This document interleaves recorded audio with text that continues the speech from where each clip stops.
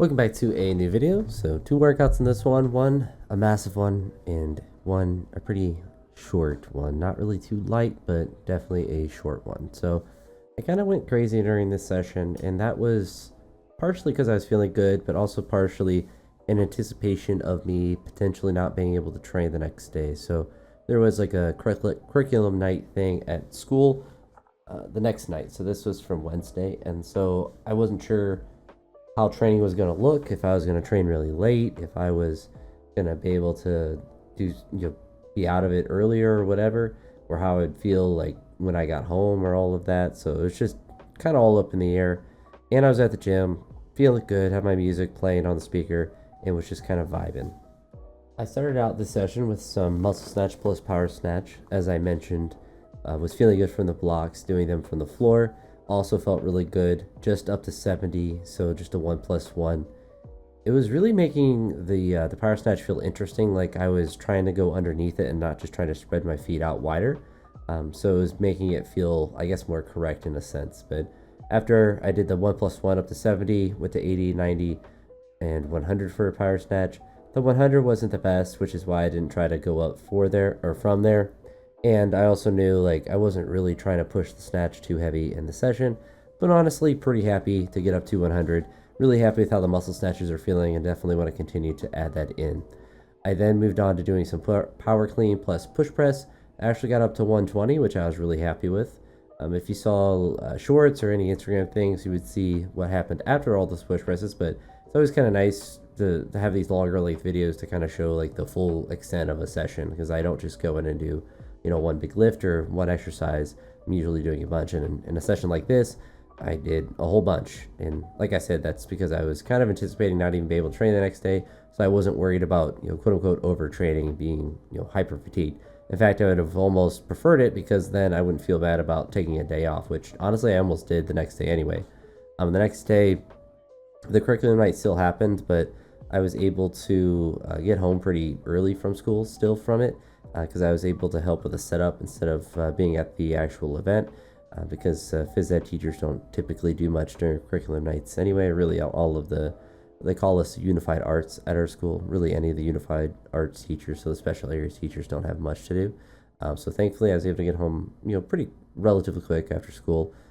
Certainly sooner than I thought. So I was able to do a relatively normal training session, but as you'll see through all these exercises, I was pretty beat up. And after doing these main lifts that I have on the video, I finished with some light shoulder stuff, did some like lat raises and rear delt stuff, but then moved on to the main crux of the accessory work, which was to do the overhead tricep extensions with a cable. I did it with one arm today instead of two, just because I just didn't feel like getting the attachment out for it, and I haven't done it with one arm for a while. There was 150. I'm pretty sure that's a lifetime PR for the rack jerk, doing that for a double. So I was really surprised that the first one felt really good, because 140 didn't feel necessarily bad, but I definitely didn't feel like I was like, oh, I could do 150 for two. But once I did the first rep, I was very I just had that extra urge to just say, what, screw it, I'm gonna try to do it for a second one, and really happy I did. I was able to kind of finagle myself underneath it. But as far as accessory work, like I mentioned, the tricep extensions with one arm, really liking them. The overhead aspect, so just kind of like pushing your arm forward, it's feel really good on my tricep, and just really challenging in kind of a good way. And the first time I did them, I actually got my abs sore, which was interesting. I had that and some bicep curls and light shoulder stuff. The bicep curls is basically got a pump. I don't really care about getting my biceps necessarily like really hitting them hard, in a sense of like getting them stronger or crazy big or anything like that. I just want to do them because I do triceps, so it just makes logical sense to do the antagonist muscles. But also, as you saw there, I was able to push up to 180 on the front squat, so I'm really happy that the 180 is still consistent. I've done it a couple times in the last couple weeks. In theory, I would like to be able to do it for a double, but if I'm able just to get up to 180 consistently, it's just a really good percentage number, really just of my lifetime max.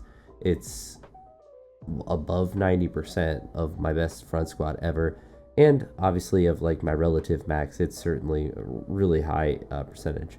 Then did the same thing where I did back squats after that, and just was kind of tired. Obviously I did a lot after that. I thought maybe I would do squats today, But when I got here, I was like, I just need to do no sort of leg bending, just some RDLs. And so, very tired from that session yesterday, but didn't feel horrendous necessarily. I just knew like I just want to do pulls. I don't want to really think too hard.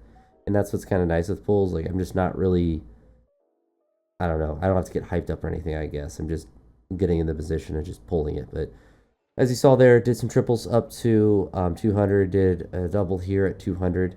And I guess they kind of look like deadlifts, but I'm really trying to keep my back straight, really try to put it all in my hamstrings, essentially do a bad deadlift, I guess. That's how I can consider an RDL. It's like get my legs out of the equation, which for me is like a very natural pull. And there's the 240.